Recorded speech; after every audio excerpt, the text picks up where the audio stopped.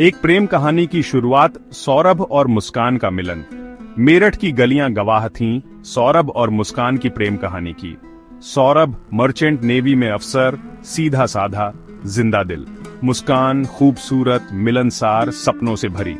दोनों का प्यार परवान चढ़ा, शादी के बंधन में बंधे, एक प्यारी सी बेटी के माता पिता बने। जिंदगी हंसी खुशी कट रही थी, लेकिन किस्मत को कुछ और ही मंजूर था। ये कहानी किसी फिल्मी पटकथा से कम नहीं थी। प्यार, धोखा, हत्या सब कुछ था इसमें।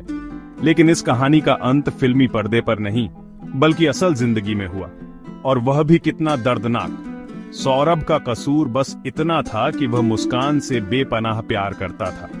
उसे क्या पता था कि जिस मुस्कान को वह अपनी जिंदगी मानता है, वही एक दिन उसकी मौत का कारण बनेगी।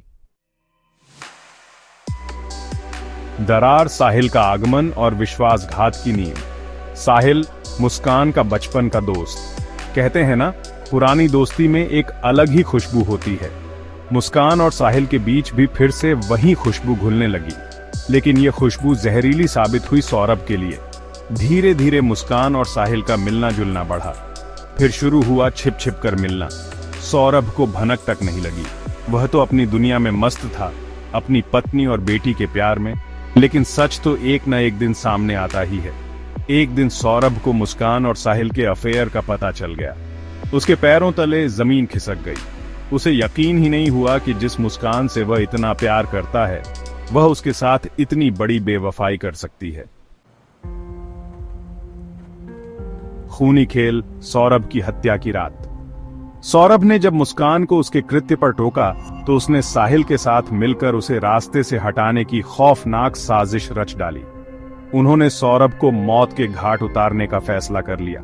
3 मार्च 2025 की वह काली रात। सौरभ घर लौटा। अनजान मौत उसका इंतजार कर रही थी। मुस्कान ने उसे नशीली गोलियां खिला दी। बेखबर सौरभ गहरी नींद में सो गया। फिर क्या था, साहिल भी वहां आ गया। दोनों ने मिलकर सौरभ का बेरहमी से कत्ल कर दिया। एक पति, एक पिता की जिंदगी का अंत हो चुका था, और वह भी इतनी निर्ममता से। सच की गूंज, सीमेंट के ताबूत से उठी बदबू।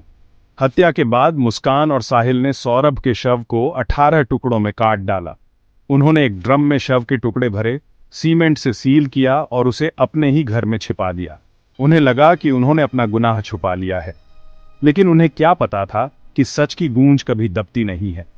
कुछ दिन बाद जब ड्रम से बदबू आने लगी, तो उन्होंने उसे घर से बाहर फेंकवाने का फैसला किया।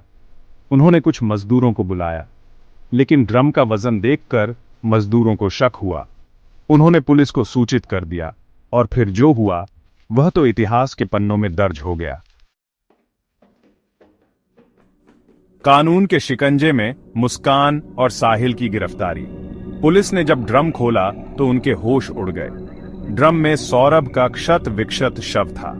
पुलिस ने तुरंत मुस्कान और साहिल को गिरफ्तार कर लिया।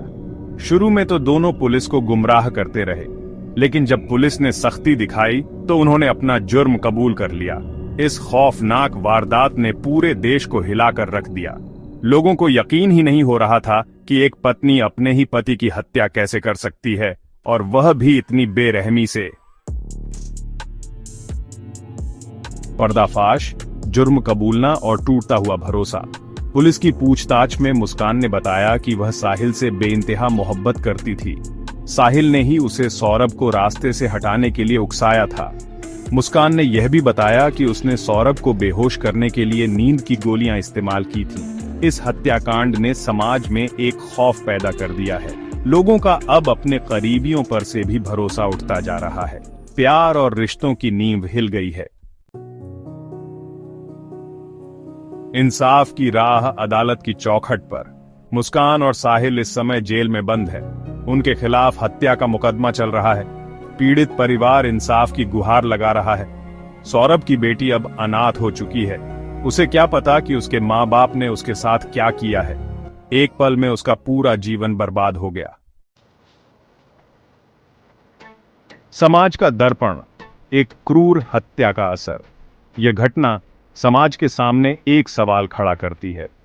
यह प्रेम नहीं, सिर्फ स्वार्थ था। मुस्कान और साहिल ने अपने स्वार्थ के लिए एक मासूम की जान ले ली। यह घटना समाज में नैतिक पतन को दर्शाती है। यह घटना हमें यह भी सोचने पर मजबूर करती है कि क्या हमारी न्याय व्यवस्था इतनी कमजोर हो गई है कि लोग बेखौफ होकर ऐसे जघन्य अपराध कर रहे हैं। अंतिम सवाल, क्या सचमुच मिलेगा इंसाफ? यह तो आने वाला वक्त ही बताएगा कि सौरभ को इंसाफ मिलता है या नहीं।